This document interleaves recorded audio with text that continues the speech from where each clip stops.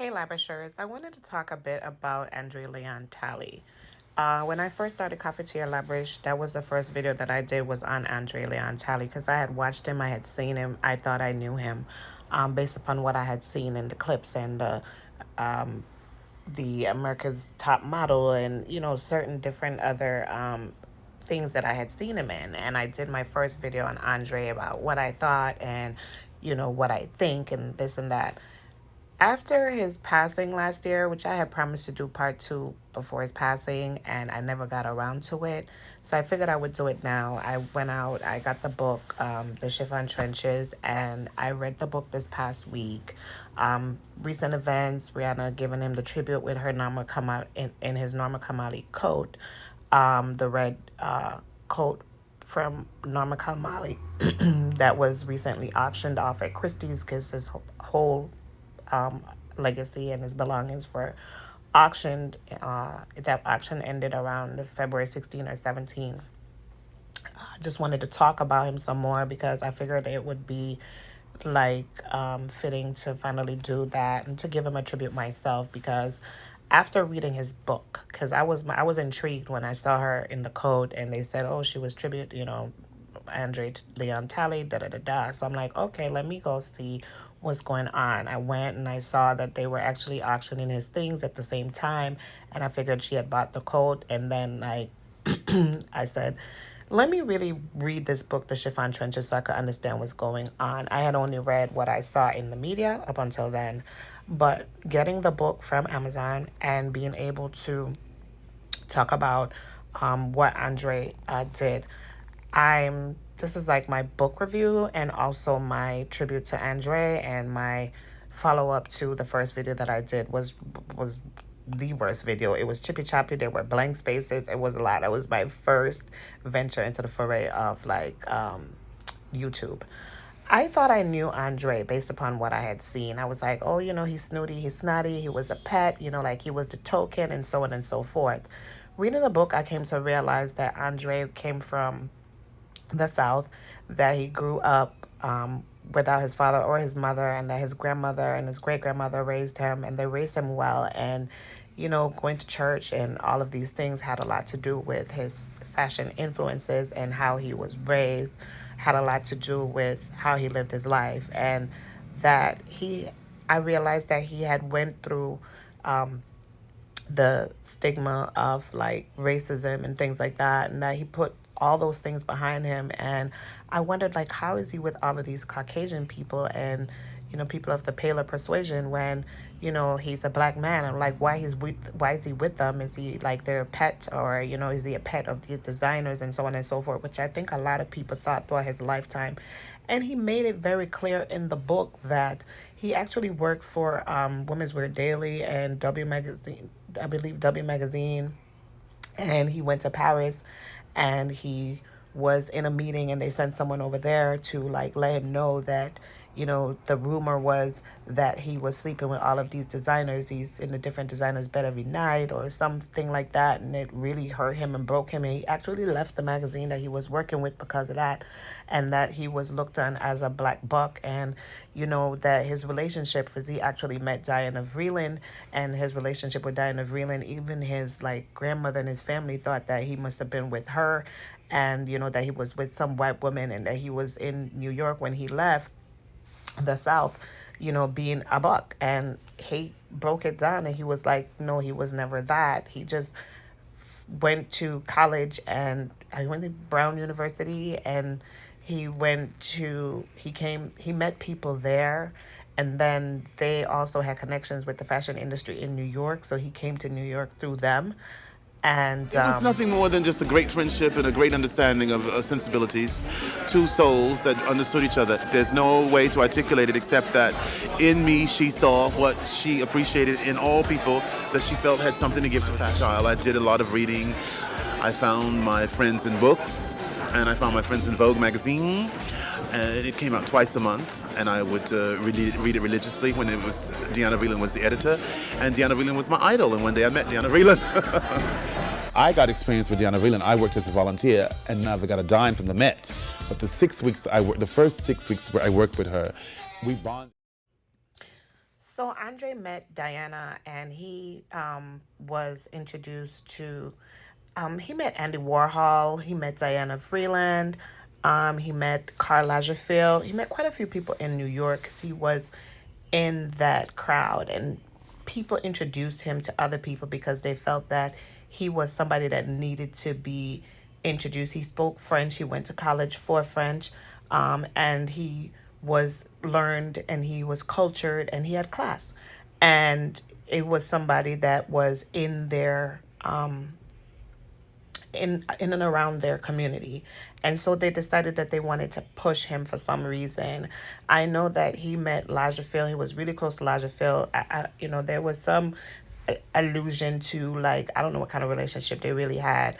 I see that there is someone commenting on most of his videos saying that he made it clear that he was bisexual. I didn't really get that from reading his book. And even in my first video, I did say that he seemed to be asexual because he did talk about how he was growing up in the South, and, he seemed like he had, like, maybe a little bit of feminine characteristics, and he had been lured to, in the book he spoke about how he had been lured to this shed or something like that by this older gentleman, and that person molested him and then must have told other people that he molested him. And so, like, when he would go to play with his friends, younger boys, their brothers and, family male members would also try to, molest him, and so on and so forth. And he went through that in silence because he didn't want to tell anybody what he had been through, and it was something that was crushing to him, and he kept it all inside. And because he kept it all inside, it stunted him as far as love and his ability to love and have a romantic relationship, and his ability to consummate relationships is what I got. I don't really know. I did not get a full, like, sign that he was with any of these people.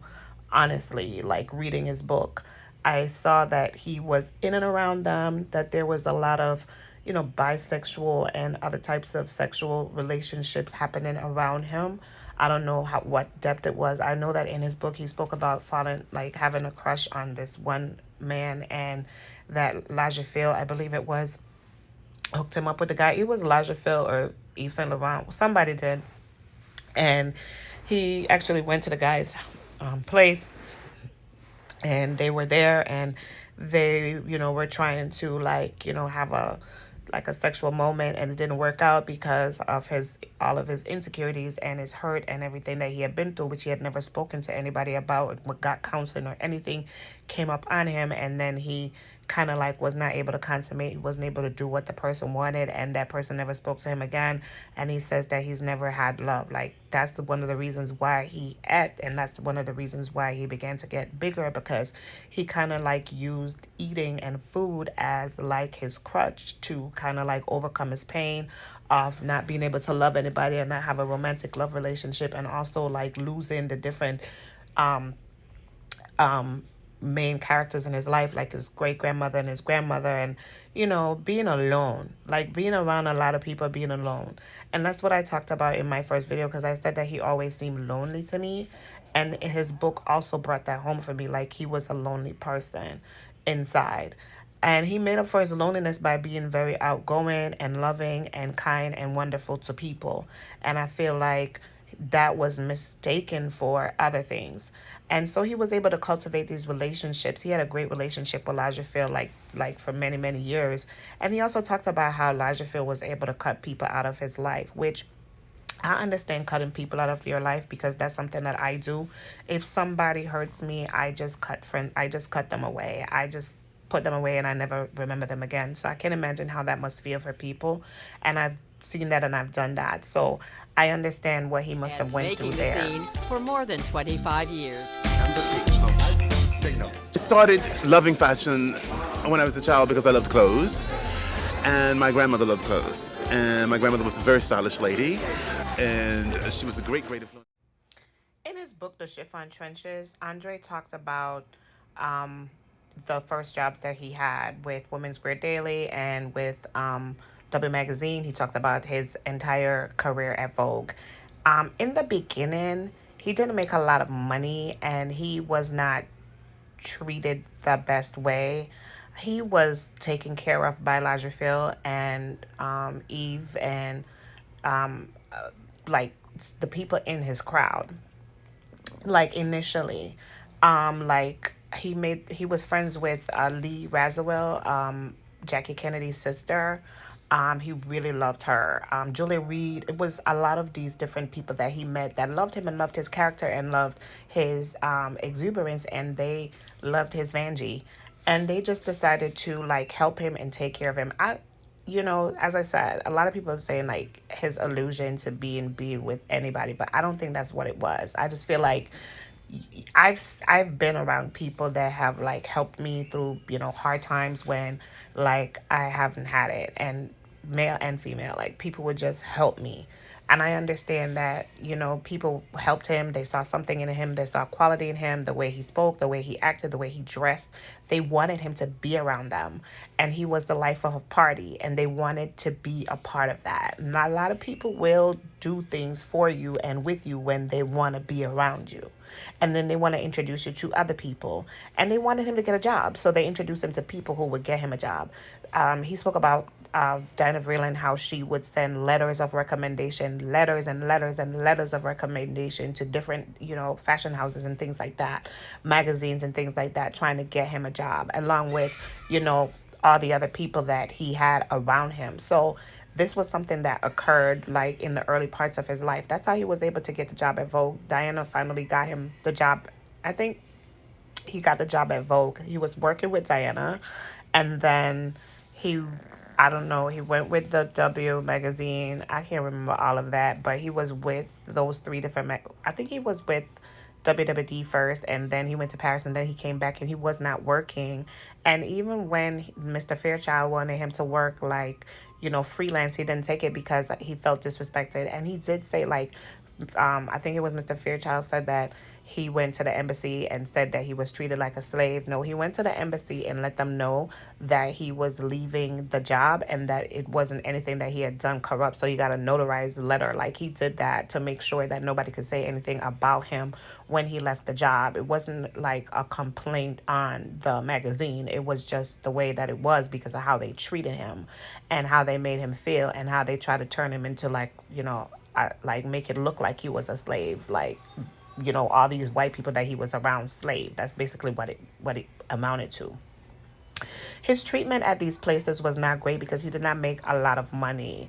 He does talk about the low pay that he received working for them. He talked about working with Vreeland for like 6 weeks, like through the Met Gala, and not even being paid for that and stuff like that. Like his mostly was treated like an internship, but he worked and he put the pedal to the metal, and he did that thing like the man just keep on going and push himself and push himself and push himself and push himself till him reach a certain spot. When him reach a spot where he meets when get hired by Vogue, Anna Wintour was somebody who was working at Vogue. She was coming on at the same time as him. She was the one who they ousted Vreeland for and gave her the position.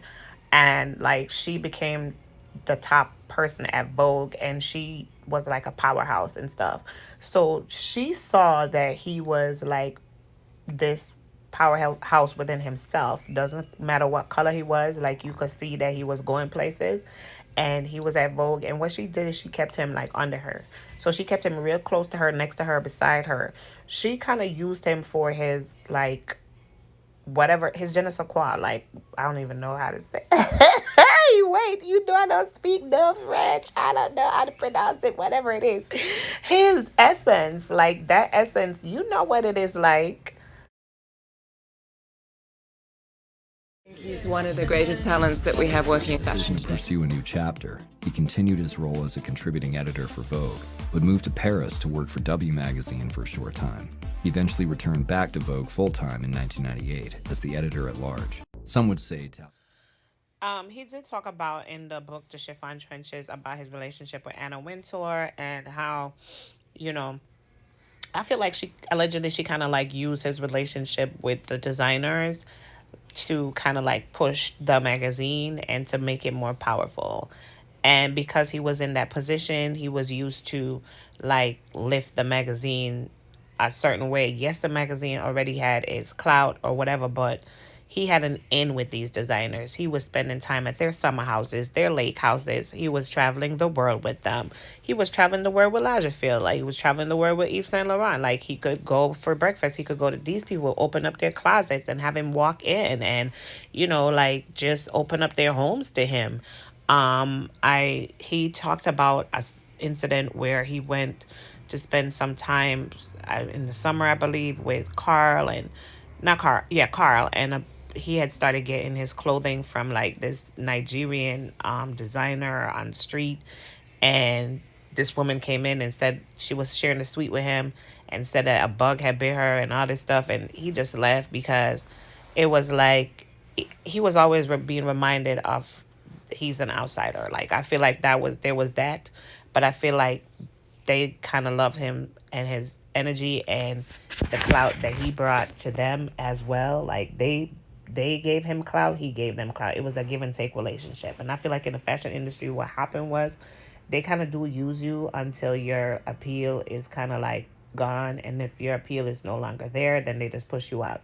He talked about Karl Lagerfeld and like how Carl didn't want to talk about certain things like death, and he helped people, but he only helped people if he wanted to help people. Like, you couldn't ask him to help people. And he talked about the step that he made that kind of like pushed him away from Carl. And then Carl was always having new friendships and a new crowd, like a new hot young crowd every time, and how that affected his relationship with him, and how that helped to push him out and everything. He understood exactly what was going on, why their relationship ended and everything like that. And he couldn't really like build back that relationship when Carl was somebody that he used to spend hours talking to on the phone.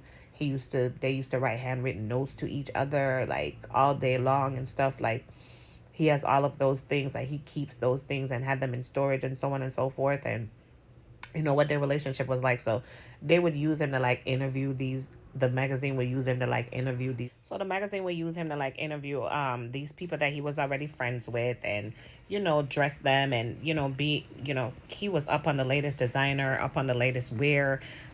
Andre loved fashion. Andre really loved fashion. He really loved this world that he was in, and he really loved the people that he was around. And I feel like they did not give him what he gave to them. They may have gave him things, material things, which he did love and treasure all the material things. He had like Louis Vuitton emblem, like his own I want to say, what is that now? The ALT logo on his Louis Vuitton luggage, and things like that. A lot of ALT things that were custom and custom made and so on and so forth. And he also had to spend a lot of money to keep up with that crowd because he didn't really have the money. And I feel like that's one of the reasons why he didn't have as much money as he could have had, because he had to spend his money to try to keep up with the crowd while he was working with Vogue, and they were using him to build the magazine's notoriety with these same designers. And I feel like he was not treated in the best way where that's concerned. And yes, Anna did come out and say that she did, she had like cruel, like intolerable behavior towards diversity, and then they began to be more diverse because of Andre. Just tell me a time. Come on. You're leaving at 6:55 a.m. Okay. I can't sit in a cubicle. It's just, I think it's unhealthy. To sit in a cubicle with my sister Veronica, I just think that, there's not enough air and ventilation for two people. People are coming in and out. Clothes are being picked up and sent. Interns are in that office, and I think you really get sick. Thank God there's Purell, because you really need it when you're in a cubicle.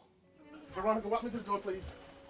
I basically make the world my office because I just think that you can't sit in a matchbox and be creative.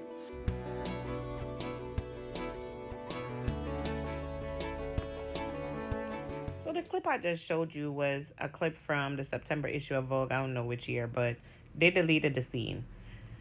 To me, Andre was aggravated with them wanting to film him in this cubicle with this assistant, him and his assistant in a cubicle. Like, that is not like couture. That's not fashion. That shouldn't be at Vogue. Like, the way how they treated their employees, their long-term employees, people who had been there, paved the way and all this stuff, was like deplorable. I'm just saying. And, I'm showing you the images of Andre and Anna Wintour. To me, Anna Wintour, she ain't popping. She don't have no pop. She don't have no Vanjie. She don't have no... There's nothing there, in the words of Nene Leakes, right? Andre was the one carrying her off. I don't care how big he got. I don't care what he wore. I don't care what he got on. He's the one carrying her off. I don't think that she have any fashion sense like that. In this cool Chanel outfit, she looked good, but everything else, no. Maybe when she was a little bit younger, she wear the same tied wig on her head all the time. Allegedly, I'm just saying my opinions right here. When she was younger, she was looking a little bit better. But this same tied wig all the time and no pop from her. He was the one bringing her off. He was the one with the brilliance, and he exuded, and the shine and the glow and everything. He is everything. So I feel like there was no reason to treat him like that. Just so I'm saying, like, literally. Like, you should have treated him better. He had to pay his own way, his own cars, and all these things to get to these events, fly to Paris, fly everywhere to show up for these fashion shows to represent Vogue. It just didn't make no sense. It was like, you're nobody, but Miss, you're the one who looks like nobody. He's shining beside you, and you just look dowdy. Like, I'm just gonna tell the truth. I don't care which part of England she come from. She's not popping, and she never pop. Not for me. I don't know who she pop for. I don't care what Chanel she wearing. It's just not popping. She needs an Andre Leon Talley. Like, she needed an Andre Leon Talley to pave her way all the way. And she knew that, and that's why she befriended him and made it seem like they were real friends like that, even though he gave her gifts that she never used, and she never treated him like anybody really, okay? Just saying. It's extraordinary, no? Charvet is this extraordinary shop in Paris across from the Ritz, which is noted for its beautiful shirts, men's furnishings. And all my shirts come from Charvet. And there was a time when I was wildly extravagant. Now I'm just moderately extravagant. In my youth, I used to have Charvet underwear, custom made, colors the same as the color of the shirt, with embroidered initials, just for the luxury of me having them. Boxer shorts. In all kinds of broadcloth, voile. That was an experience, but that's cost prohibitive. And the older you get, you realize, the best thing is just a pair of Calvin Kleins. Because you know what? You have to have a real extraordinary lifestyle to have Charvet boxer shorts. You should have a butler, and I don't have a butler. The previous clip made me laugh. I laugh every time I watch it because I'm like, Andre is telling the tea, and that's the reason why they deleted the scene, okay? Because he's basically telling you, like, what life was like in the beginning. I don't know if Vogue started losing money. I don't know. But if you're not, like, keeping up with the staff to keep up the allure and the appeal, then you're going to lose money, okay? They just started, like, putting those people to the bottom, like making them their bottom itches, And he's telling the person, like, you should have a butler. I should have a butler. Like, it should have been better. Like, it needed to be better for Andre towards the end. Like, they should have made sure he had a severance package, like, instead of phasing him out. Like, just disrespectful ending to his career at Vogue, even though they kept him on the masthead because, yeah, his name rings bells. Yes, Andre Leon Talley, him name ring a bell, okay? Anna Wintour, everybody knows her name because she's with Vogue, but if she was not with Vogue, she'd be some plain old lady. And she'd have been some plain lady way back then. I don't care what royalty or who she is or what they are. It just don't make no sense. Some of us have to talk the truth. Some of us have come talk things them right. This up. Big up Andre Leon Talley because he made his way. He paved his way and paved the way for many in the industry, in the fashion world. The likes of Naomi Campbell. He was out there in Studio 54 with Grace Jones. He's being seen with Janet Jackson and all of these black people that really are what those fashion designers use as their muse. And all they did was whitewash their muses to present this fashion, but the fashion was something that was like using a lot of the things that were involved in the urban wear, and they call it street, and they call it this and they call it that, but it's really just urban, like black people influence. They use influence from down south. He talks about it a lot in his book, okay? The reality was, Andre didn't go in the fashion industry like, oh, I'm going to be a pioneer in the fashion industry as the first black this, that, and the whatever. He tried to do this silently. But what he taught me from his book, The Chiffon Trenches, even as old as I am, is that you got to go for what you know. Like, you got to live your dream. Like, this is something that he told people. Like it is doable. I don't care how young you are or how old you are. Like, you could do what it is that it takes. Especially with my channel and my cafeteria elaboration and everything. Like, some of the things that have faced me in the past couple months, losing my daughter, all this stuff, and I'm almost giving up in everything in life and all this stuff. And reading his book is like, he had losses. He lost his mother, his great-grandmother, his grandmother, the strong people in his life. He lost his father and everything. He couldn't even grieve the way that he was supposed to. There was nobody to grieve with. There was nobody to turn to. There was no shoulder to cry on, because these cold, icy people were the ones that he had made his friends. I'm sorry to say, but that's what it really was. And, all of these different, people of the Caucasian persuasion all around him, and no love from, like real family love. But where Andre got his love was from his churches, the Abyssinian Baptist Church and his home church back in the South. I think it was North Carolina. And when he passed away, he left half of his legacy to the Black Abyssinian Church here in Harlem, and he left another half of his legacy to the church in North Carolina. And so to move into the auction, he left those things to the church, and they were auctioned off and split between the two churches and whatever else he left for, other people. But he kept his legacy and he kept everything and left it to the churches, because those churches were home. I love that. It's an eye-popping museum-quality exhibition not typically seen in auction houses.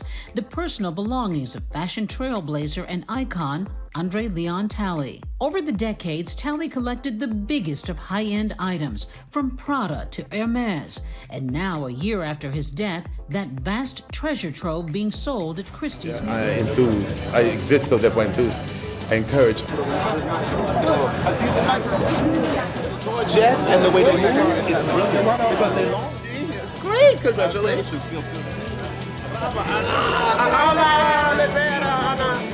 I do nothing but encourage the people, because there are not enough people in the world who encourage people who have great talent. It's very, very satisfying and very encouraging to me after having been in the business so long. I feel sometimes like a daddy. I feel like I'm the godfather to John, the godfather to Naomi, Shalom, Amber, Kate. As you can see, Andre Leon Talley's things were being auctioned off at Christie's, and the total that they received was something to the tune of $3.3 million. So as you can see, Andre didn't die penniless or broke. Yes, he did invest, and he did receive gifts of things that were opulent and expensive and extravagant. And as he said, he lived very extravagantly. But he made sure that he held on to all of those items so that he could have something to leave. And he didn't have any kids or family to leave the things to, so he left them to the church, which he called home. The churches that he called home. So I'm happy to see that Andre didn't die penniless or broke or anything like that, because he had assets, things of value that he held on to, that people came out and they purchased, and they helped him to fulfill his vision to leave something to the church. And they said this was just only a half of what he had. Andre is fashion, and he's the most enthusiastic person in this business. He brings energy, he's at fittings, he consults, he is backstage with us, boosting the morale. Why they came up and said that Andre couldn't pay for his house. I don't know why they were trying to evict him from a house that he had paid over $1 million, almost $995,000 or over $1 million for. I don't know why any of that scandal occurred. I know that he must have had proceeds from his book because I bought it. So I know other people did too. Given us so much. Andre is the inspiration for all the fashion people in the world. I don't know why the people who Andre gave his love to didn't give him the love back that he wanted and craved so badly. But I believe that he died of a heart attack and COVID complications is the story. I'm only going to say that I believe that they also said that the housing situation was settled, and I believe it was settled after or 2 months before he passed, something of that nature. 2 months before he passed or 2 months after he passed. It was settled with his lawyers and the people who filed the eviction notice on him, which wasn't something that was supposed to be done in the middle of COVID anyway. So that was crazy because there was like a whole law to help people who weren't paying rent if it was rent was supposed to be paid for COVID. So that was kind of confusing. It's like I said in my first video, I felt like favors were called in and they were trying to bring down his morale and break him down and bring scandal to him for whatever reason, I don't know. And then I think all of that broke his heart because all of the things that he did, the good intentions he had, the way that he wanted to love people, what he wanted to be remembered for, all of that they tried not to do. But my review of The Chiffon Trenches is a very good book. Andre was wading in the chiffon trenches with some unsavourable characters, people who were not loving or kind or great, and he tried to be loving and kind and good. And he ultimately fulfilled his purpose because he's able to help these churches in some way, somehow, and that's going to help some people. And I pray that his soul is able to rest peacefully, knowing that, yes, people came out and they bought and they purchased the items and that he was able to fulfill his vision and his dream. That which he wanted to be done was carried out, unlike Lagerfeld, who wanted to be cremated and didn't want anybody to view his body as per the book, and other people who had wishes that weren't fulfilled. Andre's wishes, hopefully they were fulfilled because his friend is the one who helped to curate his items and stuff, and I thank her for doing that. I thank you for listening to me. I'm going to leave you with some words from Andre and some of his contemporaries to let you know what they think about him and what type of person Andre was, the Andre that we did not know as people who were looking on the outside in. I just want to say my respects to Andre Leon Talley, the fashion godfather and the godfather of fashion. Big up to you. Much respect. Love you, Andre. You've been watching Cafetiere Labrish, and don't forget to like, share, and subscribe. Don't forget to like, share, and subscribe, and you have a great one. Bye-bye. Before I go, I forgot to talk about two things. Two people that he mentioned in the book, like over and over again, were number one, Rihanna, and number two, Naomi Campbell. Naomi Campbell did go to his funeral, and she spoke at his funeral. Also, Anna Wintour did go to his funeral, and she did say that he was a good person and so on. He spoke about Rihanna and about all of the fashion choices that she made and her blazing the fashion industry and so on and so forth. And I think he really loved and respected Rihanna a whole lot. And he also loved Naomi. He talked about Naomi inviting him on a trip to Africa and how he was overweight and all these things. But she gave him an all expense paid trip, and he went with his friend, and she treated him well. She treated him good, and he was able to meet designers over there, and how Naomi Campbell does a lot for the fashion industry and how she does a lot for Black people and how she's trying to help, the African designers to be a part of the fashion and so on and so forth. He really advocated for Naomi Campbell. And I see that she loves him very much because she's always seemed to advocate for him as well. So I did want to mention that. I want to give that special mention, Rihanna and Naomi Campbell. He also talked about his great respect for Beyonce as well. He's a genius. You live a life. You don't work. You live a life with Andre because nothing separates it from work or play. You.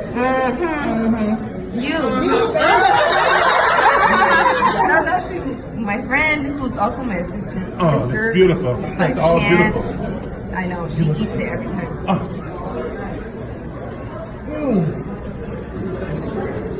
love that you are like one of the top beauty inspires. So the beauty empire. It means a lot to have you here. And even in this beautiful campaign. There you go. Thank you. I want to be remembered for supporting the greats, for being the person behind the scenes of the greats. I want to be remembered for my respect and my vitality and enthusiasm.